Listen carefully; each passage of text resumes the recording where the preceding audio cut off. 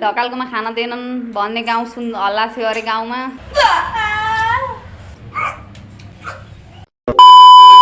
साथीहरू नमस्ते, welcome to my new blog. अनि आज तपाईँहरू सबैजना सन्चै हुनुहुन्छ होला नि, हामी पनि एकदम धेरै ठिकै छौँ। अनि आज फेरि मेरो अर्को नयाँ ब्लग लिएर आइसकेको छु म। सो ढकालकोमा खाना दिएनन् भन्ने गाउँ हल्ला थियो अरे गाउँमा।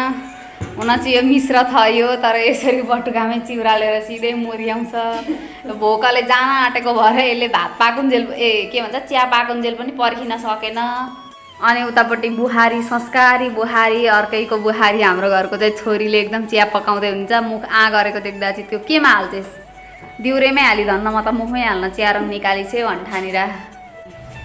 साथीहरू अब हामी चाहिँ यो चाउचो ओह धुलै उडो यो खाने तयारीमा छौँ। धेरै नचला न, गिलो हुन्छ क्या, तेरो बुद्धि पनि गिलै छ।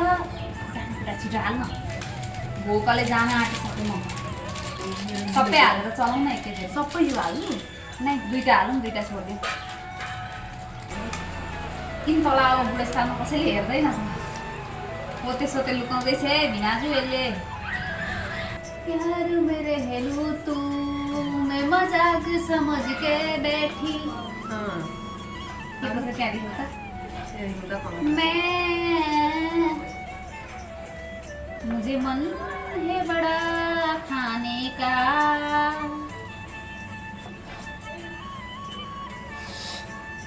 दुईजनाले यसरी उचाल्नु ल।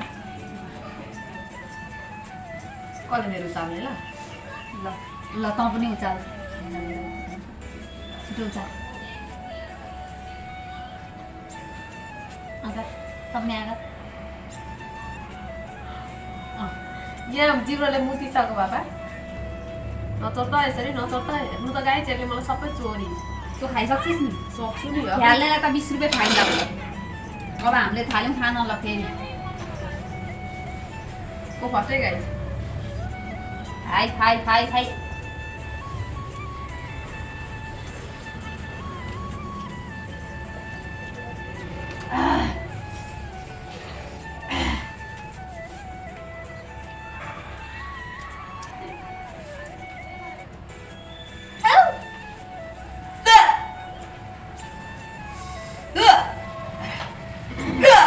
बक्कन्डन उही बेला आउँदैन फेरि।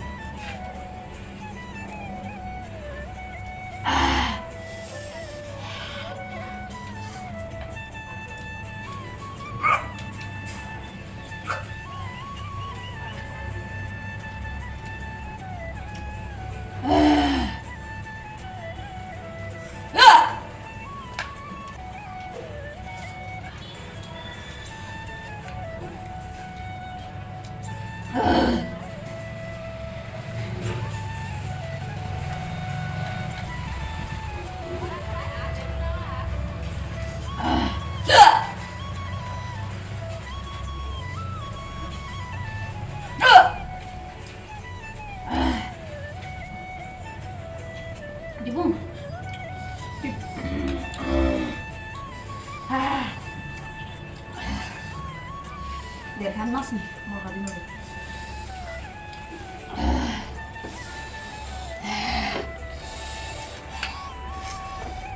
आज मलाई के भयो, यो चपिङ स्टिकै पक्र्न आउँदैन त।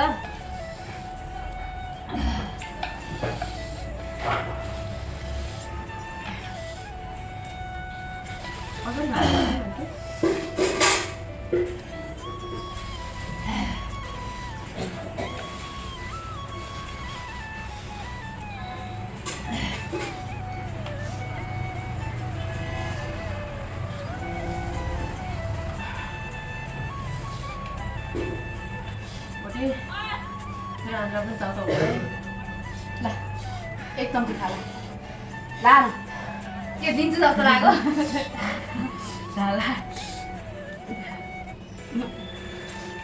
म अर्काको बुढीको जुठो खानु। तेरो दिदी हो।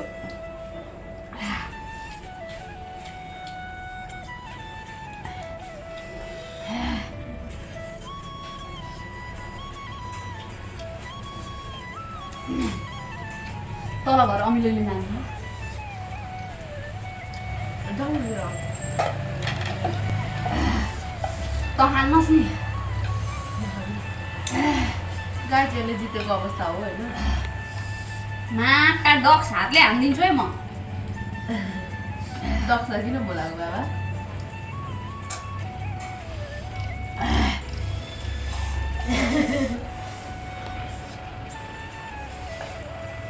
हेर्नु गाइज प्याक गर्दै खाँदैछु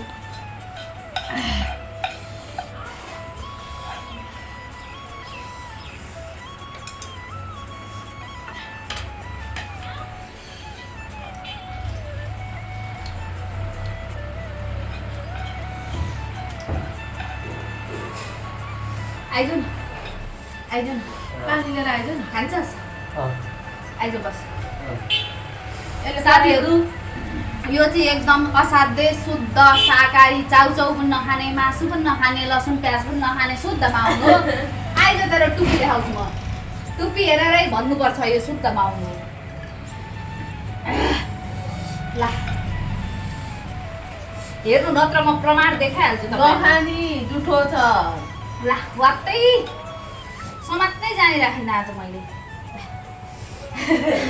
देख्नुभयो शुद्ध बाउनु भ्याकेन्सी गन्दैलाई डराउँछ खाइस गोल शुद्ध भाउले एक्लै खाइसक्यो भन्दैछ है हेर्दा खाँदै